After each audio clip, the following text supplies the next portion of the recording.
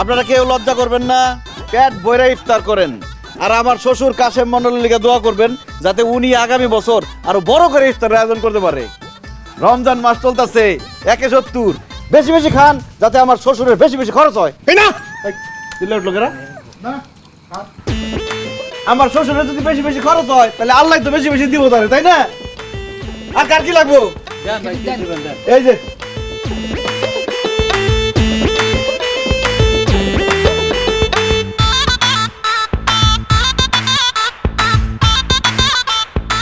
মন্ডল সাহেব, এই যে ইফতারিটা যে করাইছেন খুব ভালো হইছে, আরো ভালো হইছে।